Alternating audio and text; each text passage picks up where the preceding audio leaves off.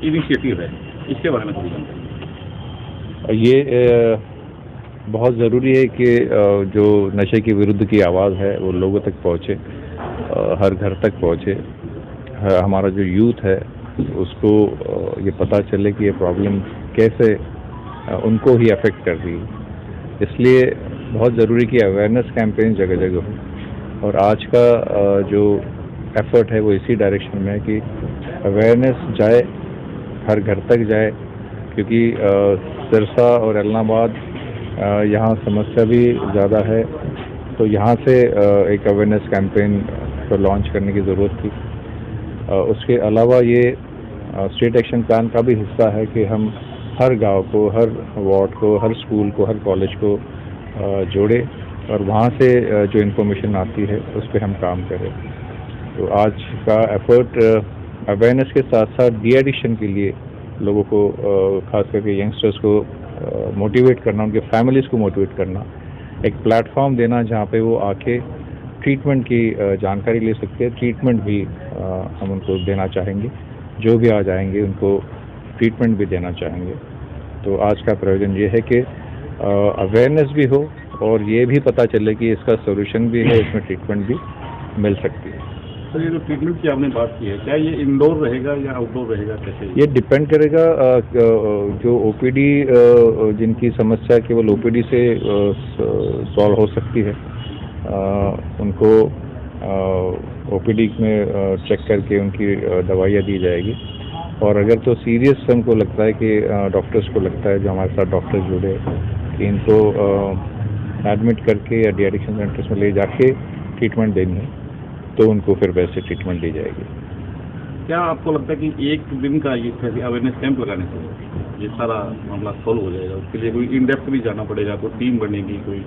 ये अगर कोई सोचे कि एक दिन में या एक महीने में या एक साल में सब कुछ खत्म होगा, ये समस्या इतनी गंभीर है और इतनी फैली हुई है कि इस पर लगातार आपको, हमको, सरकार को और सभी विभाग जो इसके साथ जुड़े हैं, जो स्टेट एक्शन प्लान है जो मुख्यमंत्री महोदय ने 26 जून को इसको लॉन्च किया, और जिसमें हमारे होम मिनिस्टर साहब भी ऑनलाइन जुड़े हुए थे। तो स्टेट एक्शन प्लान में एक योजना दी है। ये एक दिन में कोई चमत्कार होने वाला नहीं है। इस तरह के आयोजन से अचानक स्थितियाँ नहीं बदलती, लेकिन शुरुआत तो करनी होगी, आवाज़ तो उठानी होगी, आवाज़ तो पहुँचानी होगी। इसलिए इस तरह के आयोजन किए जाते हैं कि लोगों को पता चले, पहली बात की समस्या है, ये भी पता चले कि एक ऑर्गेनाइजेशन सरकार ने बनाई है, नारकोटिक्स कंट्रोल ब्यूरो, जो इसी काम के लिए डेडिकेटेड है। ये भी पता चले कि एक राज्य की कार्य योजना बन के तैयार है, जिसमें हर गांव, हर विलेज, हर स्कूल जुड़ने वाला है। सरकार के 18 विभाग इसके साथ जुड़े हुए हैं। तो एक बहुत ही इन डेप्थ, और इसका जो कुछ भी डेटा है हमारे पूरे स्टेट एक्शन प्लान में 55,000 ऐसे पॉइंट्स बनते हैं जहाँ से इंफॉर्मेशन आएगी, और वो हमारे एनसीबी के सॉफ्टवेयर में आज की उसका एनालिसिस होगा। सभी केमिस्ट जो दवा बेचते हैं, वो उनका मॉनिटरिंग वहाँ से भी हमको पता चलेगा कि क्या बिक रहा है।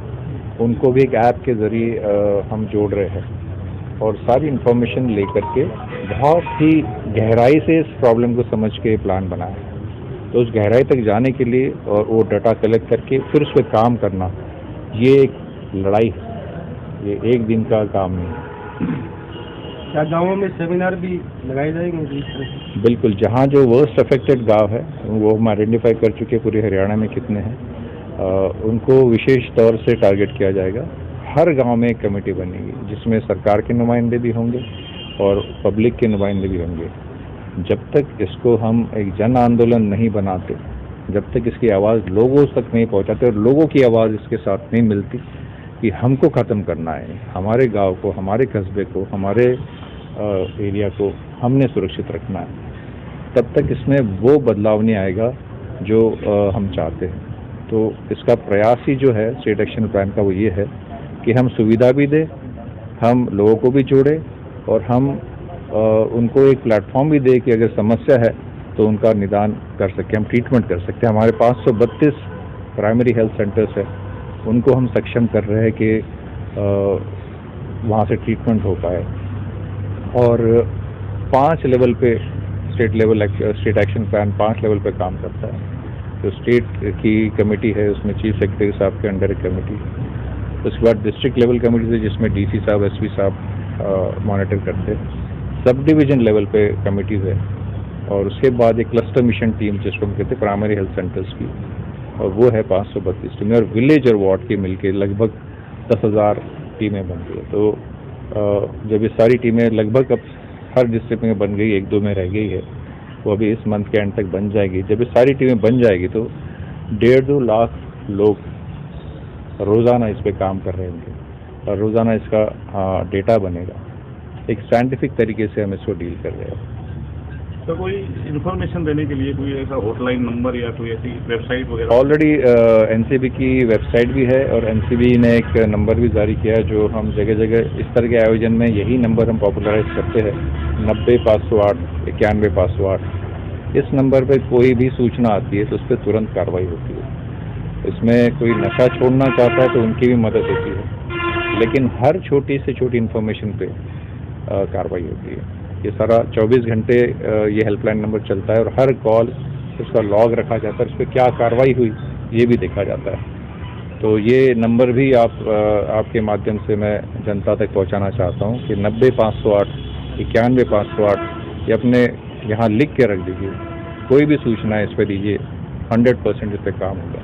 सर अक्सर क्या होता है कि जब हम सूचना देते हैं या एक आम पब्लिक कोई सूचना देती है तो कुछ स्टाफ के लोग आपके ही वो उस पर लीक हो जाती है, या कुछ लोग डरते हैं कि हम क्यों इसे दुश्मनी मोल लें, क्यों पंगा मोल लें, ये लीक हो जाएगी, तो उससे बचाव के इसमें जो इन्फॉर्मेशन आती है वो एनसीबी के हेडक्वार्टर्स पे आती है और जो हमारा डेस्क है जिस पे इन्फॉर्मेशन आती है वो डायरेक्टली हमारे अंडर, उससे कोई सूचना हमारे अपने ऑफिसर्स को पता नहीं होता है कि जो इन्फॉर्मेशन उनको दी जा रही है वो कहाँ से आ रही है।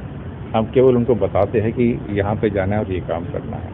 तो मैं आपके माध्यम से बताना चाहूँगा कि जो भी सूचना देना चाहते खुल के दे, उनका पता ही नहीं चलना है किसी को भी किसने इन्फॉर्मेशन दी है। हम उनका पूरा सीक्रेट रखते हैं और जो हम इन्फॉर्मेशन आगे देते हैं उसमें उनको हमारे ऑफिसर्स को या जिला पुलिस को भी देते हैं तो उनको पता नहीं होता है कि सूचना किसने